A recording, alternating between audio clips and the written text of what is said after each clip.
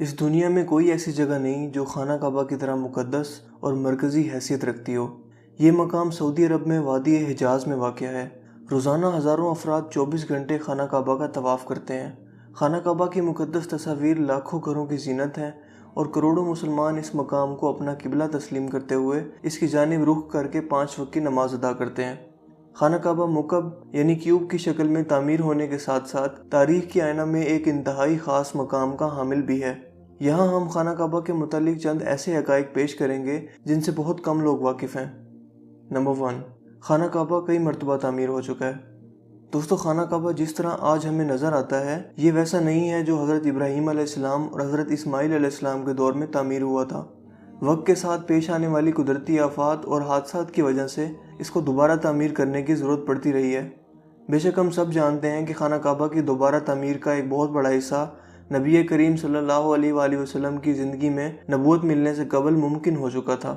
یہ وہ وقت تھا جب نبی کریم صلی اللہ علیہ وآلہ وسلم نے ایک بڑی خون ریزی کو اپنی دور اندیشی سے روکا تھا۔ ایک بڑے کپڑے میں حجر اسود کو رکھ کر ہر قبیلے کے سردار سے اٹھوایا تھا۔ اس کے بعد آنے والے وقت میں کئی مرتبہ خانہ کعبہ کی تعمیر ہوتی رہی ہے۔ آخر میں خانہ کعبہ کی تفصیل سے آرائش 1996 میں ہوئی تھی، جس کے نتیجے میں بہت سارے پتھروں کو ہٹا دیا گیا تھا اور بنیاد کو مضبوط کر کے نئی چھت ڈالی گئی تھی۔ یہ اب تک کی آخری بڑی تعمیر ہے اور اب خانہ کعبہ کی عمارت کو پہلے سے کہیں زیادہ محفوظ تصور کیا جاتا ہے۔ نمبر 2، خانہ کعبہ کے 2 دروازے اور ایک کھڑکی ہوا کرتی تھی۔ دوستو، دوبارہ تعمیر کیے جانے سے قبل خانہ کعبہ کا ایک دروازہ اندر داخل ہونے کے لیے اور ایک باہر جانے کے لیے استعمال ہوتا تھا۔ ایک زمانہ تک خانہ کعبہ میں ایک کھڑکی ہوا کرتی تھی۔ خانہ کعبہ کی جو شکل آج موجود ہے اس میں صرف دروازہ موجود ہے، لیکن کھڑکی اب ختم ہو چکی ہے۔ نمبر 3، خانہ کعبہ کے مختلف رنگ۔ ہم لوگوں نے خانہ کعبہ کو ہمیشہ کالے رنگ کی کسوہ اور سونے کے دھاگوں میں دیکھنے کی ایسی عادت ہو چکی ہے کہ ہم اس کو کسی اور رنگ میں تصور بھی نہیں کر سکتے۔ یہ روایت عباسد، جن کے گھر کا رنگ کالا تھا، کے دور سے چلی آ رہی ہے، لیکن اس سے قبل خانہ کعبہ مختلف رنگ کے غلاف سے ڈھکا رہتا تھا۔ ان رنگوں میں ہرا، لال اور سفید رنگ شامل ہیں۔ نمبر 4، خانہ کعبہ کی چابیاں ایک خاندان کی تحویل میں ہیں۔ فتح مکہ کے وقت نبی کریم صلی اللہ علیہ وآلہ وسلم کو خانہ کعبہ کی چابیاں دی گئی تھیں، لیکن بجائے اس کے کہ آپ صلی اللہ علیہ وآلہ وسلم یہ چابیاں اپنے پاس رکھتے، آپ صلی اللہ علیہ وآلہ وسلم نے یہ چابیاں بنی شائبہ خاندان کے عثمان بن طلحہ کو واپس کر دیں۔ اس وقت سے آج تک وہ ان چابیوں کے روایتی رکھوال ہیں اور نبی کریم صلی اللہ علیہ وآلہ وسلم کے نادر الفاظ کی روشنی میں یہ چابیاں ہمیشہ ان کے پاس ہی محفوظ رہیں گی۔ حضور اکرم صلی اللہ علیہ وآلہ وسلم نے فرمایا تھا، اے بنی طلحہ، یہ چابیاں روز قیامت تک تیری تحویل میں رہیں گی، سوائے اس کے کہ وہ زور زبردستی تجھ سے غیر اخلاقی طریقے سے چھین لی جائیں۔ نمبر 5، پہلے خانہ کعبہ عوام کے لیے کھلا رہتا تھا۔ دوستو، پہلے خانہ کعبہ ہفتہ میں 2 مرتبہ عوام کے لیے کھلا ہوتا تھا اور کوئی بھی خانہ کعبہ کے اندر داخل ہو کر عبادت کر سکتا تھا، لیکن موجودہ زمانے میں زائرین کی تعداد زیادہ ہونے کی وجہ سے اور دوسری وجوہات کی بنا پر خانہ کعبہ کو اب سال میں صرف 2 مرتبہ کھولا جاتا ہے اور اس میں صرف اعلیٰ شخصیات اور خاص مہمان ہی داخل ہو سکتے ہیں۔ نمبر 6، خانہ کعبہ کے آس پاس تیراکی کی جا سکتی تھی۔ دوستو، خانہ کعبہ کے وادی کے نچلے حصے میں ہونے کی وجہ سے دیگر مسائل میں سے ایک مسئلہ یہ بھی تھا کہ جب بارش ہوا کرتی تھی تو وادی میں سیلاب آ جایا کرتا تھا۔ یہ مکہ جیسے شہر کے لیے کوئی انوکھی بات نہیں تھی، لیکن یہ بات دوسرے مسائل کی وجہ بنتی تھی۔ اس وقت یہاں سیلاب کی روک تھام اور نکاسی آب کا نظام موجود نہیں تھا۔ بارش کے آخری دنوں میں خانہ کعبہ پانی میں آدھا ڈوبا رہتا تھا اور یقیناً یہاں پر آپ کے ذہن میں ایک سوال آتا ہوگا کہ کیا اس وجہ سے طواف کعبہ رک گیا تھا؟ ہرگز نہیں، مسلمانوں نے کعبہ کے ارد گرد تیراکی شروع کر دی تھی۔ نمبر 7، تزئین و آرائش کروانے والے حکمرانوں کے نام کی تختی۔ کئی سال تک بہت لوگ اندازہ لگاتے رہے کہ خانہ کعبہ اندر سے کیسا نظر آتا ہے۔ وہ لوگ خوش نصیب ہیں جن کو خانہ کعبہ کے اندر داخل ہونے کی سعادت ملی، اور ایک خوش نصیب وہ ہیں جن کو تصویر بنانے کا موقع ملا، اور لاکھوں لوگوں نے یہ تصویریں انٹرنیٹ پر آن لائن دیکھی۔ خانہ کعبہ کا اندر کا حصہ سنگ مرمر اور ہرے رنگ کے کپڑے سے ڈھکا ہوا ہے۔ جس دور کے حکمران نے خانہ کعبہ کی دوبارہ آرائش کروائی تھی، اس نے خانہ کعبہ کے اندر اپنے نام کی تختی بھی لگوائی۔ نمبر 8، خانہ کعبہ کی تعداد 2 ہے۔ دوستو، خانہ کعبہ کے بالکل اوپر جنت میں ایک اور خانہ کعبہ موجود ہے۔ اس کا ذکر قرآن پاک میں بھی آتا ہے اور نبی پاک صلی اللہ علیہ وآلہ وسلم نے بھی اس بات کی نشاندہی کی ہے۔ اللہ کے نبی صلی اللہ علیہ وآلہ وسلم نے معراج کا واقعہ سناتے ہوئے فرمایا، جب مجھے بیت المعمور دکھایا گیا تو میں نے حضرت جبرائیل علیہ السلام سے پوچھا۔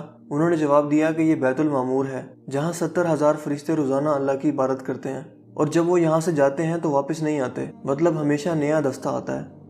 نمبر 9، حجر اسود۔ دوستو کیا آپ نے کبھی اس بات پر غور کیا ہے کہ حجر اسود چاندی کے سانچے میں کیوں گھرا رہتا ہے؟ کچھ لوگوں کا خیال ہے کہ حجر اسود امویاد کی فوج کے ہاتھوں مارے گئے پتھر لگنے کی وجہ سے ٹوٹ گیا تھا جب وہ مکہ پر قابض تھے، جبکہ یہ پتھر عبداللہ بن زبیر کی ملکیت میں تھا۔ کچھ ذرائع کے مطابق حجر اسود بحرین سے تعلق رکھنے والے اسماعیلی گروپ ککماٹینز کے ہاتھوں ٹوٹ گیا تھا۔ ان لوگوں کا یہ خیال تھا کہ حج مبارک ایک توہین پرستی کا عمل ہے۔ اپنی بات کو سچ ثابت کرنے کے لیے ان لوگوں نے 10,000 حجاج کو مار کر ان کی باقیات کو آب زمزم کے کنویں میں پھینک دیا تھا۔ یہ غیر انسانی عمل کافی نہیں ہے۔ یہ شیطان حجر اسود کو عرب کے مشرق میں لے گئے اور پھر عراق کے شہر کوفہ لے گئے، جہاں اس کے عوض تاوان وصول کیا گیا۔ جب ان کو مجبور کیا گیا تھا کہ وہ اس کو خلیفہ عباسط کو واپس کر دیں، جب اسے واپس کیا گیا تھا تو یہ ٹکڑوں میں تھا، اور اس کو یکجان کرنے کا صرف ایک ہی طریقہ سمجھ آیا تھا کہ اس کو چاندی کے سانچے میں رکھا جائے۔ کچھ تاریخ دانوں کے مطابق اس مقدس پتھر کے کچھ حصے آج بھی کہیں گم ہیں۔ نمبر 10، خانہ کعبہ مکعب کی شکل کا نہیں ہے۔ مکعب کی شکل یعنی سکوئر سے مشہور خانہ کعبہ دراصل مستطیل کی شکل کا ہے۔ خانہ کعبہ کبھی بھی مکعب کی شکل کا نہیں تھا۔ اس کی اصل زاویے کے مطابق یہ ایک آدھا گول حصہ ہے جس کو حجر اسماویل کہا جاتا ہے۔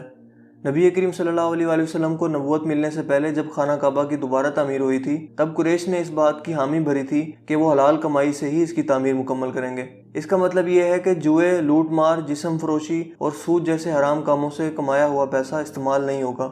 قریش اتنے امیر تجارتی شہر میں ہونے کے باوجود اتنی رقم جمع کرنے میں ناکام ہو چکے تھے جو خانہ کعبہ کی تعمیر اس کے اصل سائز اور رقبہ کے حساب سے کر سکیں۔ انہوں نے خانہ کعبہ کی چھوٹی عمارت تعمیر کی اور اس کی دیواریں مٹی کی اینٹوں سے بنائی، جس کو حجر اسماعیل کہا جاتا ہے، حالانکہ اس کا حضرت اسماعیل سے کوئی تعلق نہیں، جو کہ خانہ کعبہ کے حقیقی قطر کی جانب اشارہ کرتی تھیں۔ اپنی زندگی کے آخری حصہ میں حضرت محمد صلی اللہ علیہ وآلہ وسلم نے خانہ کعبہ کی دوبارہ تعمیر کا ارادہ کیا تھا، مگر یہ عظیم فریضہ انجام دینے سے پہلے ہی آپ صلی اللہ علیہ وآلہ وسلم جہاں فانی سے کوچ کر گئے۔ خلیفہ عبداللہ بن زبیر کے دور حکومت کے چند سال کے مختصر وقفہ میں خانہ کعبہ اپنی اسی شکل میں موجود تھا جس میں نبی پاک صلی اللہ علیہ وآلہ وسلم نے دیکھا تھا۔ دوستوں مجھے امید ہے آج کی یہ ویڈیو آپ کے لیے کافی انٹرسٹنگ ہوئی ہوگی اور آپ کی انفارمیشن میں اضافے کا باعث بنی ہوگی۔ اگر ویڈیو آپ کو اچھا لگا تو اس ویڈیو کو لائک کیجیے اور شیئر کیجیے۔ مجھے تو یہ بہت اچھا لگا، امید ہے آپ کو بھی اچھا ہی لگا ہوگا۔ ٹھیک ہے، چلیے آئندہ دوسری ویڈیو میں حاضر ہوں گے۔ ٹھیک ہے۔